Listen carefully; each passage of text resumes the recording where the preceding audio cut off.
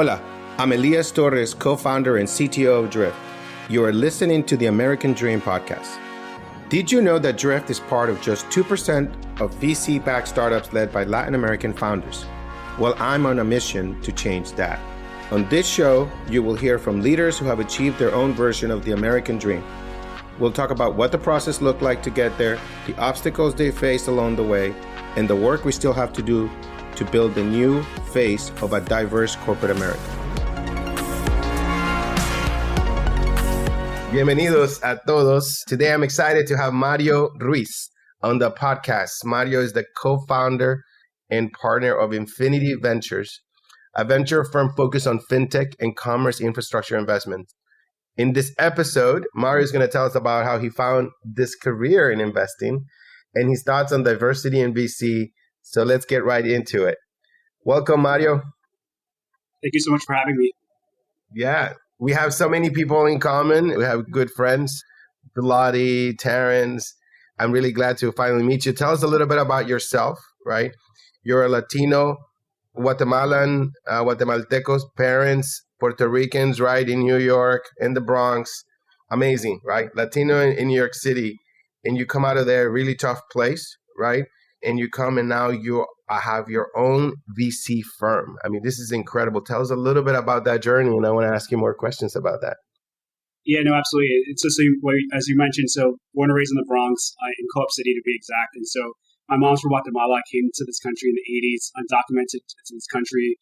Started off in Queens, New York, then moved over to the Bronx, where she met my dad. And so my dad originally from Puerto Rico. And I think my upbringing was kind of quintessential, kid from the Bronx growing up. Low income, didn't really have much, but had a lot of community and culture around me. And I think in particular, growing up in the Bronx, it just taught me a lot of lessons about life and people you meet. And I think those are the lessons that I kind of took with me in my career and as I thought about investing. And I think for me, with the family I have and growing up in the Bronx, the lesson I have was just like, it's a very much a close-knit community. And I grew up with, those who were either white, from the African-American community, from the Caribbean, obviously a lot of Latinos as well. And that really for me was like that melting pot experience for me that I really bring to venture as well today in those experiences. That is very special, right? To like, how many VCs come from Co-op City? Co-op City is like, you drive it, right? When you're going from Boston to New York in those big buildings, that's Co-op City, exactly. Right? Exactly. So it's basically the last part of the Bronx you see before you go into Westchester. Into Westchester, which, what a difference, right? So tell me a little bit about like, what were some of the major breakthroughs, right?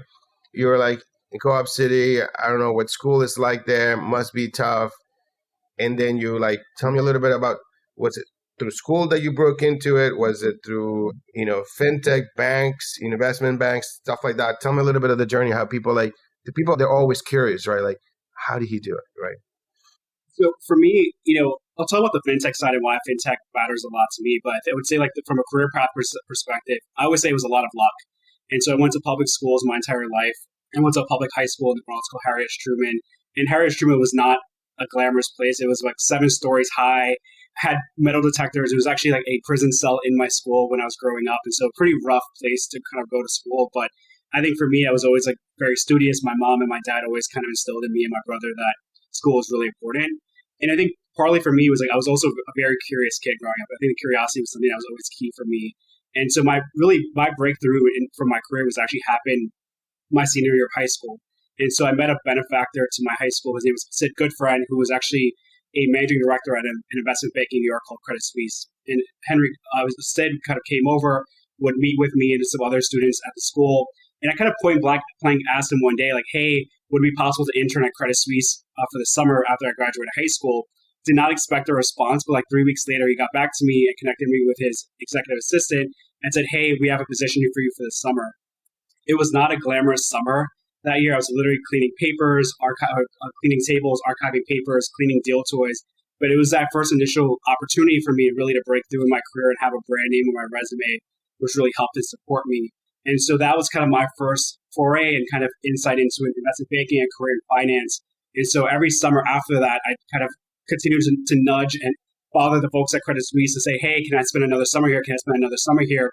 Until eventually my junior year, actually, I interned in a kind of more traditional investment banking internship, which for me was like that breakthrough moment for me to actually start my career in finance. And so as you alluded to, I started my career in investment banking back in 2010 at Barclays in New York. And so started in the financial services group and kind of tying back a little bit to my childhood, why finance and financial services was always important for me is because, I personally think that one of the hardest lessons for someone growing up poor in this country is not knowing actually how to manage your finances. And although I started my career in investment banking, was working on Wall Street, I was still using my debit card, didn't have any credit cards. I was very resistant to taking out debt because of some of the, I think, childhood experiences that my family saw when I was growing up. And for me, I felt very much like this imposter of like working in this glamorous investment bank, covering financial services companies, but at the same time, really uneducated, unsophisticated with my own finances. And so circling back now, 10 plus years later, I think fintech really is kind of that impetus and way to drive democratization of financial services for communities like the ones that I grew up in as well. And so I'm super excited what we're doing with Affinity today. Yeah, no, I'm still touched by that moment, right? By this mentor, by this role model. And by the way, selfishly, that's why I'm not a big podcast guy. Like, this is not like, I don't know what my thing is anymore, but it's like hearing those stories. What I'm looking for is like, how can I help Latinos, right? Blacks, underrepresented, achieve their own version of their American dream, right? And so like you have achieved, sometimes I say there's not one American dream. Like we have, different levels that we go. Like sometimes it's just like, I just want a house, right? Like I just want a job. It's like it starts with basics. Now you have a VC firm, but that moment, trying to figure out how to help in that moment, what you just said is such a great lesson. This person came and was helping and mentoring at the high school, right? And he exposed himself, right, to be like, for that question that you asked. And you had that, that courage, that boldness at that moment to just say it and ask it, right? And that's what we need to encourage kids, right? And we need to be there in the schools to tell the kids, take the shot, right? Go for it. What's the worst thing they're going to do? They're going to say no. But in your case, they say yes. And that person saying yes, that person, how many people do not respond to a LinkedIn message? How many, including me, right? It's like, how many people just don't have the time, or like, they're not going to go put their risk. They're not going to bring this person that doesn't know anything in high school. That's not normal, right? It's like, you know what? People that have a white network, a lot of power and influence can make that happen.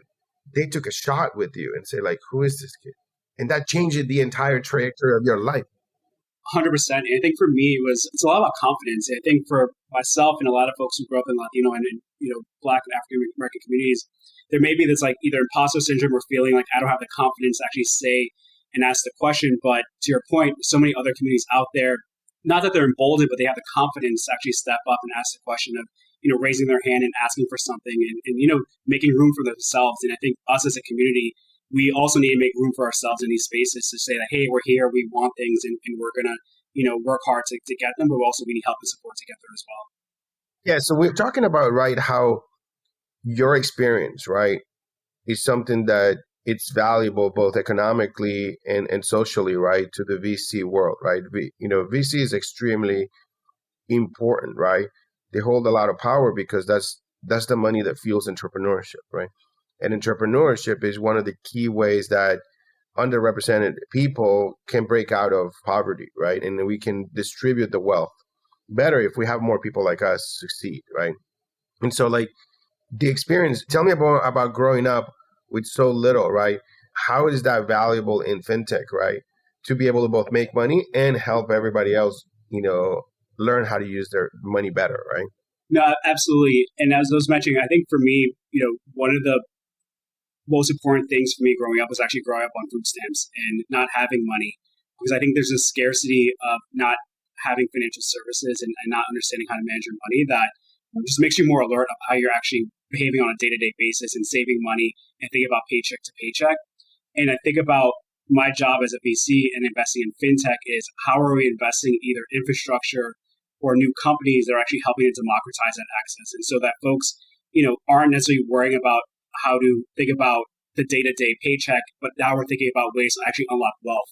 And whether that be through savings or through investing, but now with the advent of actually fintech, there's so many new ways where people actually make and save money that I think it just unlocks a whole opportunity for underrepresented communities actually to build wealth going forward.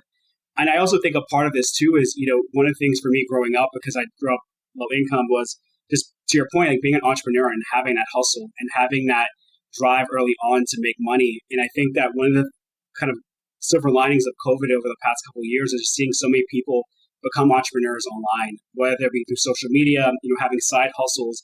And for me, that was a big way growing up of how actually I paid for college, which was, starting an online reselling business. And, that's how I paid for college. And I think today we're seeing so many kids do that today, whether it be doing the same thing and selling on either StockX or Go, or, even being in school and selling Pringles cans or finding ways to make extra money. And I think that we just have to increase that excitement and that drive for Black Latino communities to be like, hey, you could be entrepreneurs. You could take that leap and that jump and start your own business, and you have the confidence and you have the support to do so.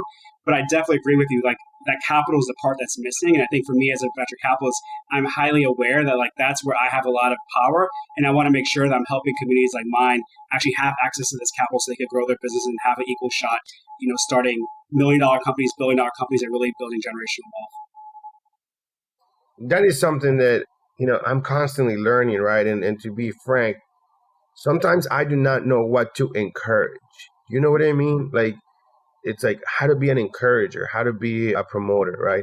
I like what you just said. Like, you started a sneaker business, right? And it's like, sometimes it's like, is that the right thing, right? And how does that translate? My business, I sold mangoes on the street. It's like, so like, should we encourage someone selling mangoes? So we say encourage someone selling sneakers, right? Because there are people playing, companies and startups at a whole nother level, right? There's like, I don't know, I'm assuming there's like kids in high school now starting their own VC funds, through their parents. How do we encourage you? You have any insight into that and like encourage entrepreneurship for Europeans, right? Yeah, I think for me, it's also highlighting the lessons learned from that entrepreneurial experience. Like for me, I did it because it was a way for me to make money and save money to pay for school. But like the lessons I learned from actually selling sneakers are things I still use today. It's all about like customer service. It's understanding how to, operationalize and manage a process, because like over some weekends, I was like selling 30 to 50 pairs of sneakers out of my mom's house. And so for me, I needed to operationalize a process and have things done in a way so that I could do this on the weekend, but still do my homework and still have fun with my friends all in the same weekend. And then it also, showed me the value of actually saving the money and investing my money and betting on myself as well. And so for me, I always viewed like actually reselling shoes as like better than venture capital in a lot of ways, because I would go on a weekend, buy $100 pair of shoes, sell it for $300. And like if the sneaker never sold, I could just go back to the store and return it. And so like it was in some ways like riskless venture capital in that sense. But for me, it just took that first couple pairs of sneakers and saving up money to like actually get that first pair. And then from there on, I got hooked on it. It was like this adrenaline rush of, going out there, waiting in line, buying whatever hottest sneaker it was out there and saving that money and stacking it to the point where I was able to actually pay for my college education. But like, I had so many lessons learned through that experience. And that are things that I still bring with me today in having my own venture capital firm and, working with entrepreneurs who also are very young in their career and are also, going through perhaps some pitfalls that I saw when I was young as well. I think you just said something very important, right? Which is what I want. Like, it's like we have to be able to dissect all the different components of entrepreneurship, right? And be able to encourage kids that are trying ventures that have those components, right? Like you said, selling, operationalizing, like shipping, learning about how to use your money, how do you grow the business, how do you do customer service, right? How do you do marketing, how do you do negotiation, how do you do pricing, right? Whether you're selling mangoes, whether you're selling sneakers, you get to learn a lot of that, right? That a lot of people don't even have a clue of how it works, right? But because it's much different when you're actually living it, right? That's incredible. So tell me a little bit, what are some of the great stories with the sneakers? Were you scared some weekends you were losing money? Or to make it big? Would you want to start another business? There's some big businesses out there. Yeah, no, nowadays, like, it's a humongous industry. And obviously with, like, StockX and Goat and Grailed and so many other platforms out there, there's kids these days can make a lot of money reselling sneakers. But for me, I think the two lessons learned were kind of maybe not the glamorous parts, were one, just like whole days, like growing up in the Bronx, it was, be 10-degree weather outside and waiting in line at my local sneaker store to like buy the newest release sneaker. And it could be quite dangerous. You never know if someone's trying to rob you, or what's going to happen in the front of the line, if are people going to bum rush the store, if they're trying to get ahead of you. And so there's always this alertness that I had of whenever I was in line of just, how am I going to just make sure I get out of there safely and back to my house and, be able to then get back on my computer and sell these shoes as quick as possible. I think for me, that was like the biggest worry for me while I was going through the business. But over time, when I learned that it was really just about connections and community. Like when I was in those lines, there were so many people that I met who were, had the same hustle, same drive that I had, which they were just out there to make an extra buck and find a way to be entrepreneurs on their own. And so we would just like build community out there and wait in line together and help each other whenever we can, because we realize like we're all in this together. And so I think that was for me was one of the bright sides of doing this, which is there's so many people that I met that just had so much hustle and drive. And I see this a lot in the kids these days who are doing this online as well. Like I'll see a line in front of a Foot Locker or a Nike Town, and just a bunch of kids who are probably like 15, 16 years old. And like this is for them is a way to, pay for food or pay for college or whatever it may be. And I think that hustle and that determination is things that we just continue to encourage in kids these days. Love that.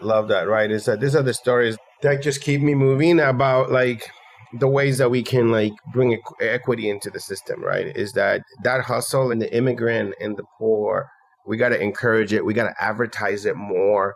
And we got to know people that you can never give up, right, on the dream. And which is kind of like how you went from the sneaker business into, how do you switch from that? You went to Credit Suisse, but how'd you go into investment banking after that? You said, I heard it was something about an organization called SEO.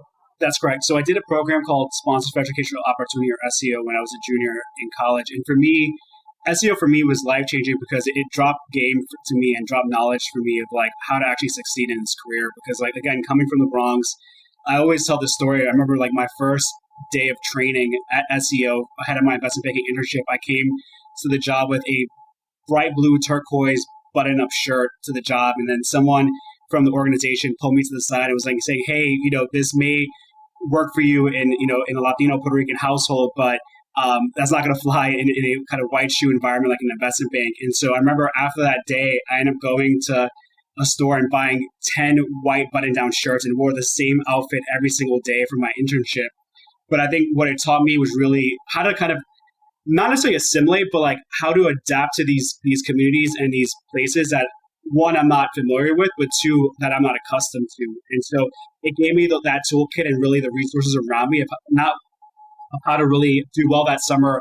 I was at Barclays via SEO and helped me succeed. So I got the full-time offer. And so SEO is all about how to actually convert students of having these investment banking internships and converting it to that full-time offer, and then just kind of dropping that knowledge and pearls of wisdom of how to actually succeed in your career. So amazing story, right? About sponsors for educational opportunity, something that we should all, share with others, right? Especially with kids in high school, right? And to look at these opportunities. Like for mine was Inroads, and there's so many more. We need to talk about them more. We need to fund them, right? We need to support them. They're nonprofits, and connect the kids with them, because that's a great path for opportunities that are there, right? They're waiting for the kids to make the choice. Sometimes the kids don't even know it, right? So we go from that to you go into investment banking, and what did you see there that made you say, I'm going to start my own, right? What was the most impactful thing that you saw that said, I got to do it myself? Yeah, I think the thing for me was seeing the confidence and privilege that folks were coming to that I was working with. And if, for example, one of the people I actually worked with the most was actually the son of a Supreme Court justice. And so for me, seeing someone who really grew up in that type of household, in that environment of, in a lot more privilege of the society that I grew up in the Bronx. And for me, there was just a different level of confidence and bravado that they carried with themselves, and willing to take risk. And that for me was like the biggest life-changing moment for me, was that risk isn't a bad thing. You should take risks in your life, and that those risks that you could take can actually help catapult your career as high as possible. Because I grew up in a household with my Wata de Meteco mom, who was always like, just put your head down, do good work, and you'll get promoted in your job and kind of go step by step. But really, the way that you build wealth is taking risk. And for me, starting Infinity Ventures, for me, was taking a risk and betting on myself that, hey, I'm not going to take a step function part of my career, but I'm going to take a bet so that I could bet on myself and hopefully, build generational wealth for not only myself and my family, but also the communities around me as well. That's amazing. I mean, what a speech you just dropped there, right? That I think I'm getting the goosebumps, because It's like you're doing like, I mean, there's a whole study that could be, done on risk, right? I like that. Risk is good. Risk is not bad.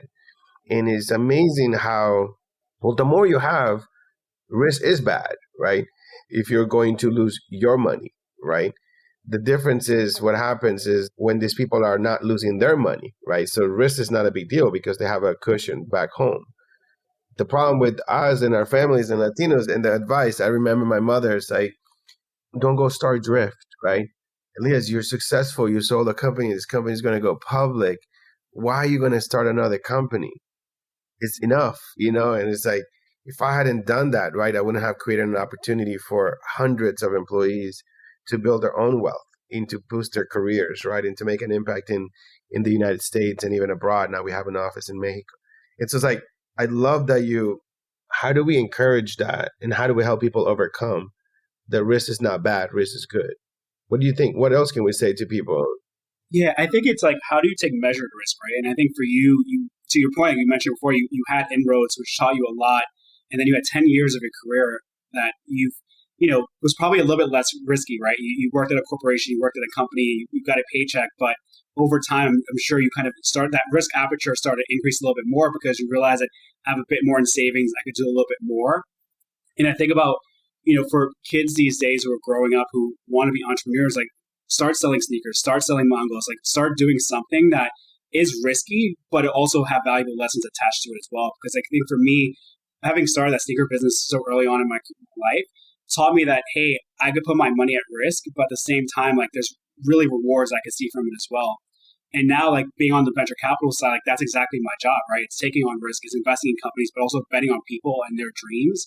And I think for me, that's the pride I have in venture capital is that I'm investing my money, but also our limited partners' money and helping bet on people's dreams. And so whether it be that, Latino who grew up in Nicaragua and then grew up in the US who's still selling mangos, or someone else who perhaps had a different way of life, but it's that still entrepreneurial like spirit and dream that a lot of folks have. And I think that's what the pride I have in venture capital is, like helping to actually sell those dreams so people can actually go from 0 to 1 and hopefully build generational wealth for themselves and their communities. Yeah, I think, generational wealth is something that we don't talk about it enough. I did not know that it even existed, right? I was like, my hope is like you get a job, you get a salary enough that you can buy the house that you want and you just make payments on it, right? It's like that's my American dream before that. Did not understand what generational wealth. And so it's like kind of like a thing that I don't hear, people that are white that have grown up with it or that know how to get it, right? Or build it. I don't hear them talking about it to me, right? But I think we need to teach our generations about it, right? And not only you describe risk as being good, but the point is that we have to go from just having a job to taking the bigger leaps, right? I left HubSpot and I left a lot on the table. I mean, the HubSpot went from $20 to $800, right? It's like I took a big risk, right? But I am much better set up right now to influence and inspire the new generation of Latinos and Blacks to be entrepreneurs than I would have been if I just stayed at HubSpot, right? And so it's not about the money, right? But it's about taking that risk to accomplish what you want, right? And so like, I love that. I love that. And so tell me one of the risks associated with starting your own firm, like that people would be like, I don't want to do it. Yeah, I mean, there's a few things. One is there's the capital part. And so it takes money to raise money. And I think for a lot of people who aren't familiar with like venture capital and raising a fund, there's typically like 1 to 3% of the fund you raise, you have to put in your personal money as well. And so in order to actually raise a fund, you actually have to have some wealth created yourself to actually contribute as part alongside your limited partners. And so for a lot of folks, that's like a non-starter because they don't have the savings or the wealth created to actually take that first step, which is a huge barrier of why I think there are so few Black Latino venture capitalists out there who own a part of a firm and are general partners, because it actually does require money. I would say second is time. The average first-time fund takes anywhere between 12 to 18 months to raise your first fund. And that's a period of time where you're not taking a salary, you're living off savings. And that is a big risk for a lot of people who, again, if they don't have the financial means, it's just a non-starter for them. And I would say the third part, which I think isn't talked about enough, is like raising a fund and like raising venture capital could also be confidence draining. You get a lot of no's. And I know you as an entrepreneur and having raised venture capital yourself, like you get a lot of no's from venture capitalists yourself. But on our side, also raising capital and raising a fund, we've received a lot of no's from limited partners. And that could be a little bit of a hit to your ego and your confidence. And it's really required for you to like pull yourself up and like readjust yourself and have that next conversation, because you need to, you know, that you have a goal in mind and you need to get there. And, you know, for me, it was a really hard process of like raising a fund. I was very lucky and I did it with two partners alongside me. So I had a support system with me and I supported them as well. But for a lot of like first time fund managers who are going out there on their own, like it could be really draining to go out there and speak to these large institutional investors and keep hearing no, no, no, and still, you know, wake up the next morning, you know, put a smile on your face and kind of repitch your story again. And so I would say that's something that I think isn't talked about enough, that I think particularly for those in like Black and Latino communities, like that could be confidence draining, and it could also create this, you know, foster this feeling of imposter syndrome. And you need to like adjust to that and help support one another to kind of get over to the next step. Absolutely. I mean, it's draining because you're like, you know, it's like sometimes you know, as an entrepreneur, you're like, I build a business, I have revenue, I have customers, I have a brand, I have this. Why do they say no? Why do they say no? Is it about me? What, you know, you're never going to get that answer, right? Then you're never going to get that feedback. And you're out there and you're just saying, I'm starting a fund, give me millions of dollars, right? Put in a large check and you pitch and they say no, and they say no. And you're like, it's like there is no product to offer them until 10 years later, right? And so it's like, what do you base that? What feedback do you get to be able to keep going and going and going, right? It's mind blowing, right? And I think for me, it's all about that community aspect. And I'm sure you had this yourself with starting Drift and like other entrepreneurs who did it themselves. And although there are a few Black Latino founders and investors, like we need to support one another and teach those lessons learned, because to your point, like there's so many other communities out there that have hundreds of thousands of people in that same field that are helping to support them and drop that knowledge. And so we have to do that same thing and reciprocate that, because the lessons learned that I learned in fundraising, I'm trying to find any Black Latino VC who's out there raising a fund and like telling them about my experience, because these are things that, you know, should be passed on from, you know, from person to person and from fund to fund, so that those lessons learned are things that, you know, are mistakes that don't happen twice. Yeah. Someday maybe I call you and say, teach me. How do you do it? Yeah, I'm trying to figure out like what, you know, what are the things, what do we need more out there, right? It's like I'm in a group of Latino entrepreneurs, operators, right? And we have a goal of like, let's get 40 unicorns, you know, by 2040 that are Latino founded, right? But it seems that the next frontier is like how many VC firms that are Latino, you know, GPs, right? That we can get to lead and to be able to write checks into people like us, right? I feel like that's like the next frontier. What do you think we should be spending our time in to be able to bring equity, right? Yeah, I think it's twofold. I think about it as both capital and connections. And so on the capital side, it's, you know, this on my side, you know, I also am part of like La Familia, VC Familia, and Lanex VC, and helping to support folks who want to break that barrier and become either GPs themselves at their own fund or join, you know, the blue chip tier one funds out there, that like the Lightspeeds, A16Zs, because once we have those folks in positions of power and positions of influence and they can write check and make decisions, that's when we'll start seeing the tide turn of having more folks like myself and other folks out there who are actually making decisions and investing in Black Latino founders. And so I think the capital side is going to take some time, but I think there's a lot of community that's being built to help support that. And on the connection side, like the thing I always think about is like the reason why there's so many unicorns that kind of come out of Stanford is because like it's all about that close knit connections and community that they have in Silicon Valley and on Sand Hill Road.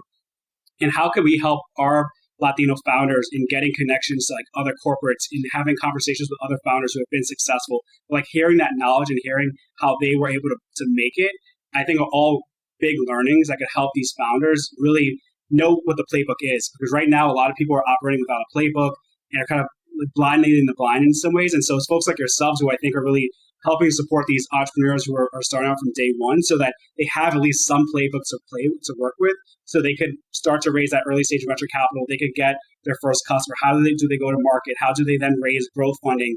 Or kind of help them step by step, so that each step is de-risked because they have someone behind them and helping them who has done it before. And so I think it's really both sides. It's both the VCs with the capital side, but also the entrepreneurs who really bring the connections and also the knowledge of how to actually do it and build a company.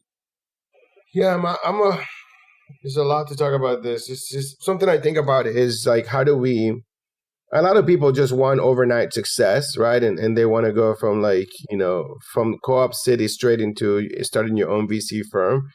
And there's a path, there's a journey. You have to earn experience. I'm a big believer in that. I don't, it's not for equity's sake, right? But you did PayPal Ventures, right?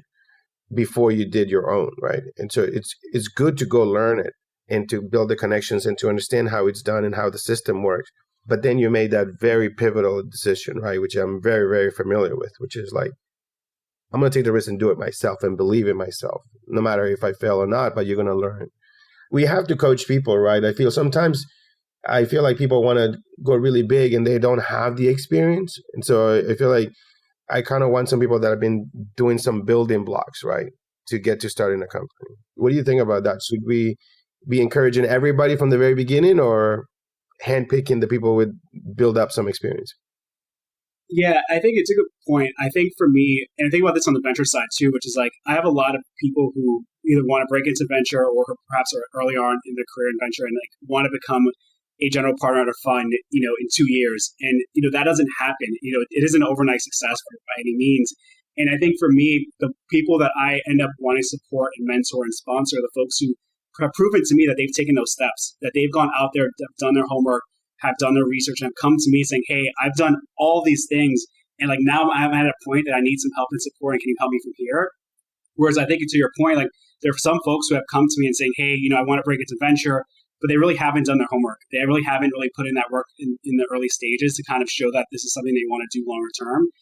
For me, I want to see a little bit of commitment there. And I'm sure you've kind of seen this on the founder side of like, hey, is this something you're serious about? Yeah. And like, have you done the work? And like, is this something, a leap you want to take? And at that point, like, happy to kind of throw the gauntlet at you and help you kind of, pursue your dreams. But like wanting to see something proven in the beginning is something that's important to me as well.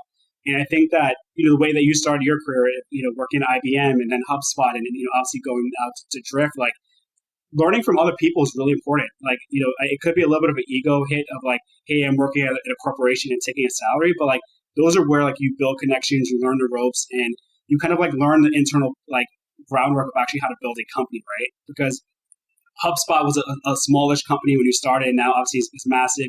You join a company like IBM, which was massive when you joined it, and you kind of like learn the politics, you learn the system, and now when you have your own company, you kind of know that framework of how to actually build a culture, build a community, and build a company that's sustainable. And so like having those experiences are really valuable. And when you're starting your own thing of knowing how someone else has done it, perhaps how you would tweak things and do things your own. Tell us a little bit, wrap up with Infinity Ventures, right? How much did you raise? What stage are you in? How many companies? What kind of people should reach out to you, right? Looking for funding. Yeah, and so Infinity Ventures is a kind of quick overview of us. And so we're a $158 million early stage venture fund, really focused on everything from pre-seed to Series A, all within fintech and commerce enablement. And so to categorize that as, anything that's really building within the infrastructure of fintech, but also thinking about how people are buying and selling online. And so we're really investing in kind of the builders. And that's like our vision and our dream is to find people who are building really that infrastructure. So then 5, 10, 15 years, the way that fintech and commerce looks in the future is completely different from where it is today. And so we're looking for like the seed stage version of what Drift was several years ago is one example of that. And so again, $158 million fund focused on everything from pre-seed to Series A. So it's already closed, right? You already closed that fund, right? The raising of it. And examples of companies you already invested in?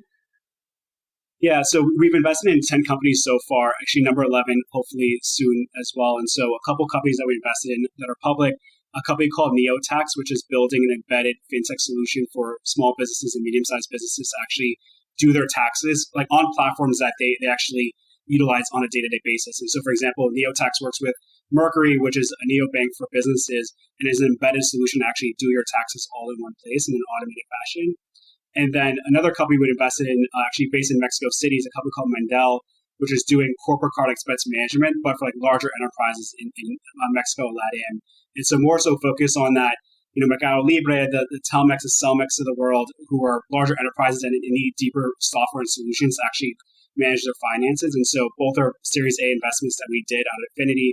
And then we have a number of other companies that are still in stealth that we'll be announcing pretty soon as well. That's awesome. And so you're invested in companies based in Latin America, right? Yeah, Mandela is based in Mexico City. NeoTax is based in the U.S., but our portfolio today is about 50-50, half in the U.S. and half international. Awesome. No, perfect. I get a lot of people asking me for like, who should they reach out? So I'll connect you with some of this to get to some deal flow. That'd be great. Mario, it's been a pleasure. We had people in common. We had to meet. Definitely. I'm going to be running into you more and more, I bet, in many different places. Congrats on being a role model, on taking huge leaps, taking risks, right? Taking your hustle, right? And your grit from an early age and taking every opportunity that was given to you, and you humbly took it and you make people proud, right? So I think this is amazing to see more Latinos with the ability to write checks, right? And believe in people that look more like us, right? So thank you so much for what you're doing, and we'll get to see you soon. Thanks for listening to the American Dream Podcast. Make sure to hit subscribe so you never miss when a new episode drops.